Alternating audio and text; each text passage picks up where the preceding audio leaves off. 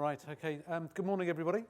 My name's Jerry Angrave. I'm going to be moderating this session this morning. So really looking forward to hearing some fantastic insights from some great speakers as well. We heard this morning about the increasing focus on customer-led design rather than tech-led design. And we're going to follow that theme through this morning. We're going to hear from Declan Collier, London City Airport, and we're going to hear from Helsinki Airport and from Jan van Helden from KLM, who's going to follow on the conversation yesterday from Peter Elbers about how KLM does its sort of automated self-boarding. So we've got some really interesting speakers for you. Firstly, I'd like to welcome Declan Collier from London City Airport. London City, just last week, I think it was, Declan, won an award for being the most welcoming London airport, for having the quickest processing through immigration and having the best transport links. So Declan's is very topical that he's here to talk about how the digital side of things, the Internet of Things, is helping and why that technology is being used to improve the experience. And ultimately, I guess, why not only does it make the airport differentiate from other airports, but it helps the airlines differentiate their proposition as well. So I'd like to welcome to the floor Declan Collier. Thank you. Thank you, Jerry, and good morning, everybody. And thank you for the opportunity to talk to you this morning about innovation and customer experience. Before I get into that, I'd like to give you a little bit of context around London City Airport itself, for those of you who don't know it. The airport is 27 years old this year. It is actually the only London airport in London. All the rest are a good distance from London. We handle 10 airlines, including the 3 alliances: British Airways, for One World, Star Alliance through Swiss and Lufthansa, Skytrain through Air France and CityJet. We fly to just under 50 destinations. We will handle 3.5 million passengers in 2014, and we expect to handle 4 million by the end of next year.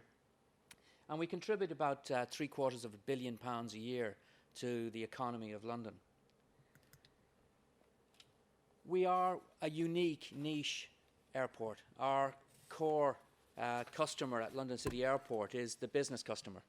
And we serve business customers going into East London, into Canary Wharf, the City and West End. And in the London airport system, about 96% of all business passengers travel into that area.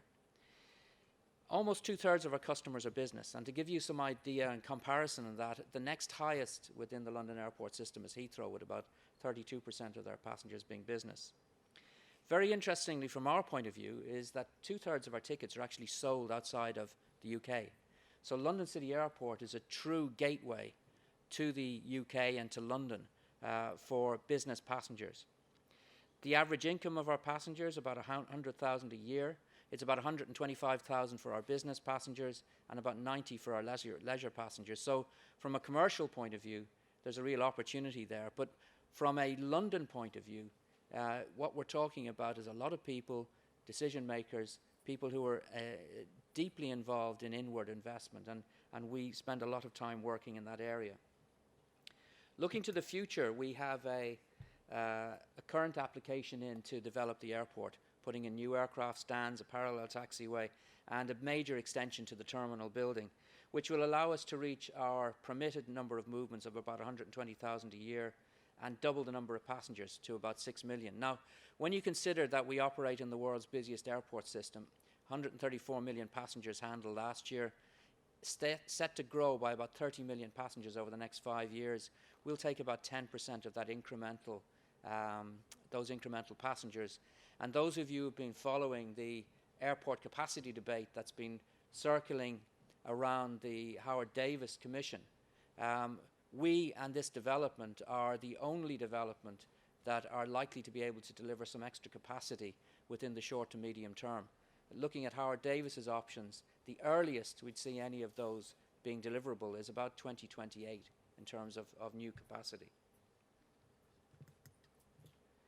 Why are we building this new infrastructure? Well, we're building it to overcome 3 key challenges.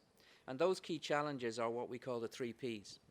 One is peaks. Being a business airport, passengers want to fly in the morning, they want to fly in the evening. Big challenge for us is filling that trough during the day.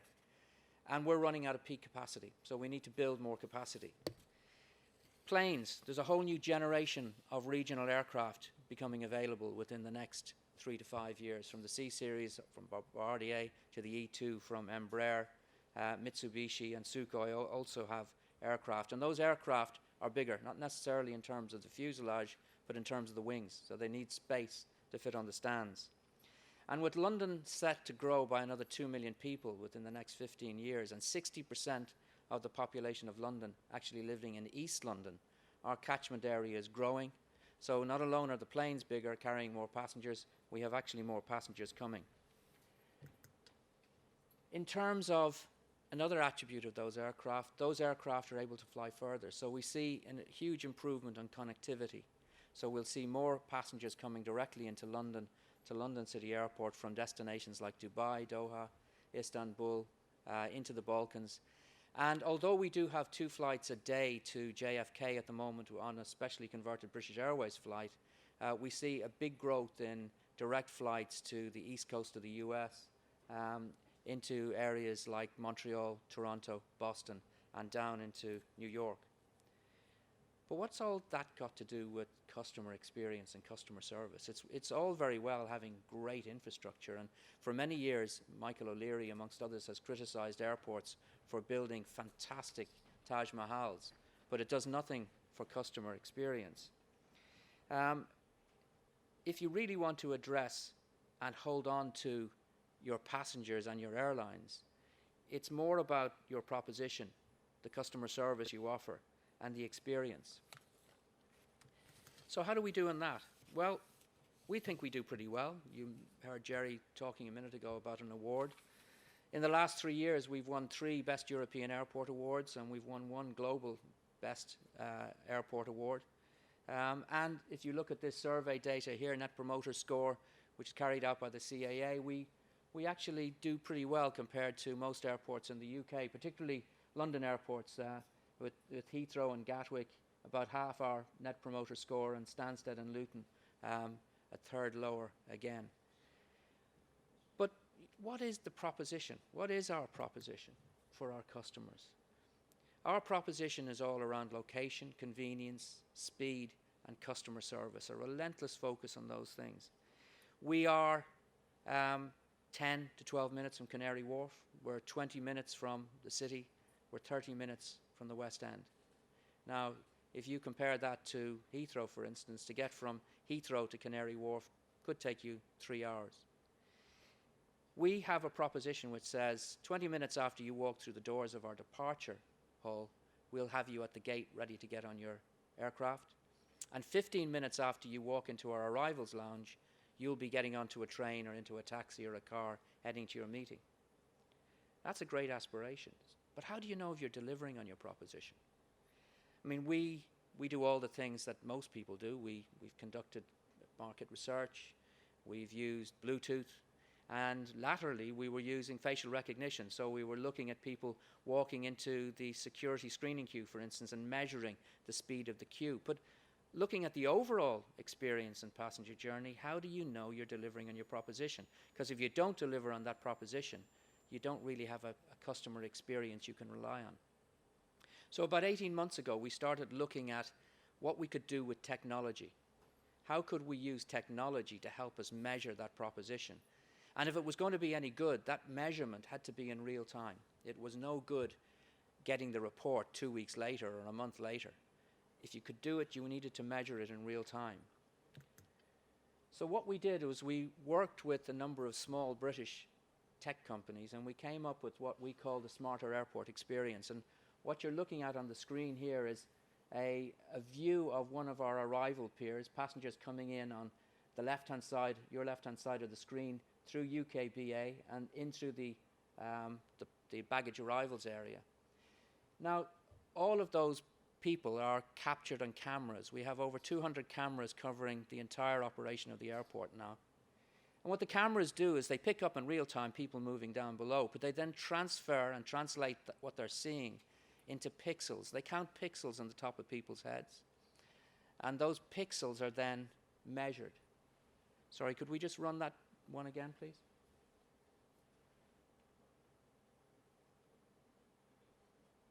We count pixels on the top of people's heads. We then translate algorithms into whether we think that's good or bad. So we color code what's happening in the area. And in real time, we're able to measure the speed at which people are moving along the corridors through UKBA and into the rest of the operation. What that allows us to do is to measure 5 things. We can measure how we deliver on our proposition. So we know immediately, are people making it in 20 minutes or 15 minutes? And in fact, the average time for departing passengers is 13 minutes, and the average time for arriving passengers is 8 minutes from arrival through to the taxi or the train. It helps us anticipate problems. So what we're able to do is we're able to roster staff where we need them to go, and to look at when we're likely to get sudden flows of passengers coming through from the DLR or from the road system. We can prioritize infrastructure development. So what we can do is we can decide, do we need to make changes now? And when we do need to make changes, can we remodel those changes? Very excitingly and laterally, what we've been starting to do is we've been starting to work with our airlines. Our airline partners have begun to realize that the data that we're collecting here, that when it combined with the data they have, is a very, very powerful tool for improving and measuring their proposition. And finally, it allows us to manipulate and measure our data to have a consistent message. I'm sorry that video ended so quickly. What you're looking at now is a grab of what our customer service staff get, both in their control room and on their PDAs. And what we have on the top of the screen is a schematic of the area, breaking it down into different areas. Our 2 arrival piers, UK Border Agency, through into baggage handling.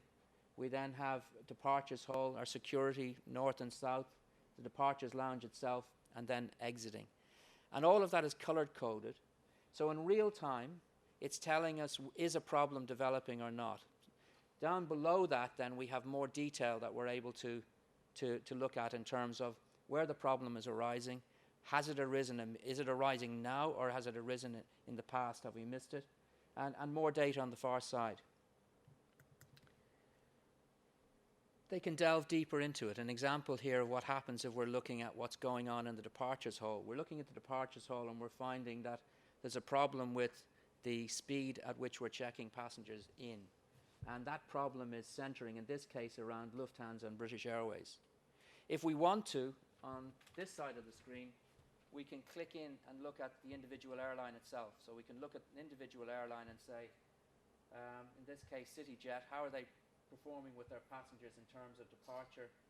And in this case, they're running above what we've agreed is a reasonable time in order to deliver on proposition. But of course, it's not just a question of manipulating the data. You need to reflect the changes and what you're seeing to the infrastructure. At the moment, we have 2 new check-in systems that we're operating in London City Airport to try and give the passenger more control over what they do and to make better use of infrastructure. We're working with one system, which is a common user system for all airlines from the Star Alliance and from SkyTeam, and another system for British Airways. And by the end of the year, we've agreed with the airlines to go with one common system. It's a very effective system. It's very simple. It's very cheap to install. And more importantly, it's very easy for the passenger to understand. Moving on, though, to how you really start grabbing that customer experience. You've measured the proposition. So how do you start using that proposition and the data you're gathering to actually improve on the customer experience itself? We started to combine the data that we have from the airlines with our data from the airport with other data sources, for instance, how the trains are moving, how the roads are moving. And we've combined that data and we've now put them into a series of apps which are just completing their beta testing. Those apps are broken into 4 levels. At the most basic level, you get an app which just tells you the arrivals and departures at the airport today are X. At the highest level, for those who are opting in, I can say, Mr. Collier, you're traveling on a flight today at 12:45. The good news is you can stay in your office for an extra 25 minutes because traffic is flowing well, and we're processing passengers through the airport today at 6 minutes. So we can start interacting with your passenger at home or in their office, or conversely, you can tell them to speed up. At the next level of service, it's saying, Mr. Collier, if you missed your lunch today and you want to order some lunch, you can order your lunch through this app. You can arrive at the airport, sit wherever you want in the departure lounge, and we'll know exactly where you are through our GPS Bluetooth system.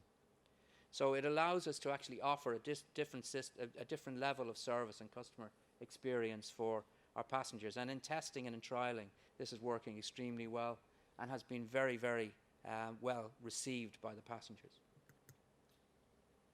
We're also looking at partnerships to improve in what we do. And this year, we've signed a major partnership with Bloomberg.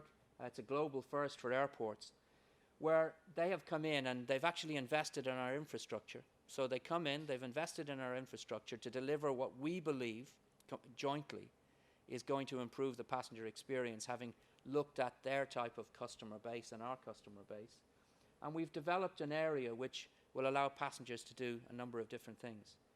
If they want to come in and work, they can come in and work.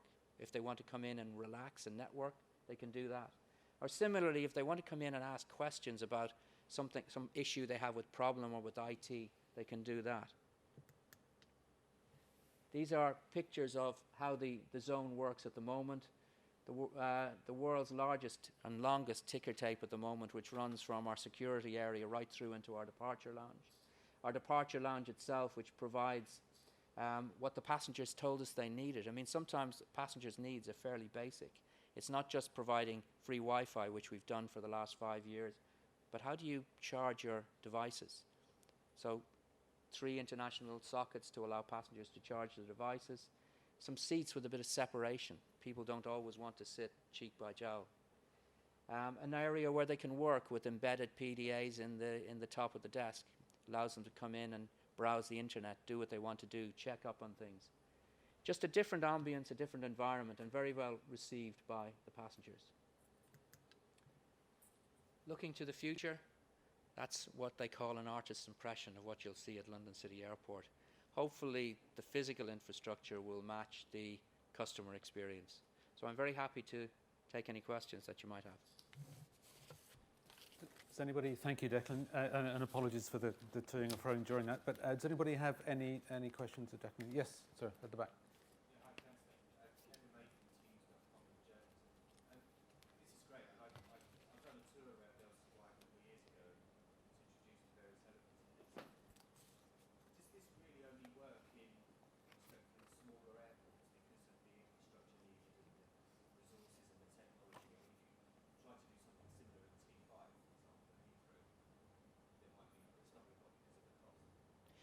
Well, it's a good question. Thanks very much, Kevin. The answer is it's easier to take this type of idea and start developing it at an airport our size. I mean, it's one of our strengths, the size of our airport. Okay, we'll grow to 6 million passengers, still relatively small compared to other London airports. Yes, size helps, but we're working at the moment with Dallas-Fort Worth to introduce exactly the same type of system. So I think improving the system, getting the system right, working with that and introducing a smarter airport experience, size in the early stages is really beneficial when you're testing and working through it. But actually when it comes to rolling that out and handing it to bigger airports, that's not an issue at all. And you know, when you look at the technology you're using, I mean, a lot of people would shy away. And when we initially started talking to Dallas, they were saying, well, look, you know, we've 10 million square feet to cover. I mean, you've 200 cameras. How many cameras would we need? And they must be very expensive. Actually, cameras are not expensive. You can put cameras up pretty easily. And all of the activity, all of the work is in how you crunch the data, how you know what you want to do. The biggest single question you have to ask yourself when you're addressing customer experience is, what is the customer experience that you believe your customers want? What is your proposition? And why is it important to you? Then you can start filtering the data down and make it work. Thank you. Thank you. Any other questions? Yes, thank you. Yeah.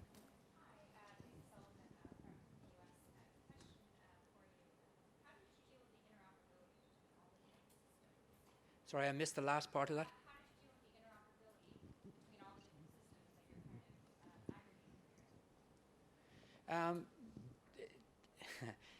It used to be harder. I remember in the past it was very much a question of everybody with their own system, and it was a black box and you couldn't connect into it. I think things have moved on very significantly. It does mean you have to agree to cooperate, and that's very difficult. I think with the airlines initially and the systems that they were using, they were very chary about, we don't want to give you anything, and we were saying, look, we don't want you to give us anything. We want you to, apart from access, and here's what we will give you, and this is the protection you will get. So it is an issue. You have to get across it. It is a question of trust. You have to sit down and build that trust, but technically, it's no longer as big as an issue as it used to be. There's far more interaction and integration between systems than there ever has been. Thank you. Maybe time for one last quick question. Alina, yes. Sorry, just. Yes. Hi, I'm Elena, runway.vc. I was just wondering, London City Airport is maybe very successful because a big chunk of you have a homogeneous passenger group, I think. It's a lot of business travelers, right? As I understood, 63% is business travelers. Does this help, and how do you cater to the rest for, 37%? Well, I like to think we cater very well to the 37%, and in terms of the feedback and awards we've won, I think we do pretty well on it. What does help immensely on one side is we have a lot of business passengers who are actually quite tech savvy, but they also have a very specific set of demands, and they're quite impatient unless you meet those demands. So you need to identify very quickly what they want. In terms of how we get that information and that feedback, that's maybe another day's discussion. But the type of thing that we've been doing for a number of years in London City to get that information back is we've been running a system called Put Me on the Board. Within the airport, we have a lot of digital media displays. And we also have access to Twitter. And we have quite a large Twitter following, and a lot of our passengers are used to tweeting. And we've encouraged them to tweet and tell us what they think. So they come back. Put Me on the Board is a system which a passenger comes back and says, I've got a problem. Today it was really, really slow. It took me 9 minutes to get through security today. I'm really unhappy, or whatever. Or I'm very unhappy because there's a fog today and my flight's delayed. Put me on the board. So we'll put them on the board. And up on all the digital displays in the departure hall and the arrivals hall will come, Declan, Collier, very unhappy, this is what it is, and we'll respond. But what it's allowing us to do is capture the sentiment of our passengers in the hall. We've moved on from that, and we're just about to launch a new system which will see PDAs displaced around the hall, or dispersed, should I say, around the airport, which will allow passengers to answer questions like, how are you feeling? Did we do okay there? And we'll gather data. But yes, you're right. The type of passenger mix we have allows us to do this. But that doesn't mean that the 37% that are growing leisure base don't have equal demands, and we have to meet those as well. And we're finding that our leisure business is growing very successfully, particularly with families, particularly with young families. The people with young children like coming through London City Airport because it's calm, it's very swift, and you're not going to be, you know exactly where you are. You're not going to be in sort of a cacophony of noise, and it's proving to be very successful. Thank you very much. I'm sure there will be more questions, but I'm afraid we're going to have to move it on. But Declan, Collier, thank you so much for your time and your thoughts. Thank you.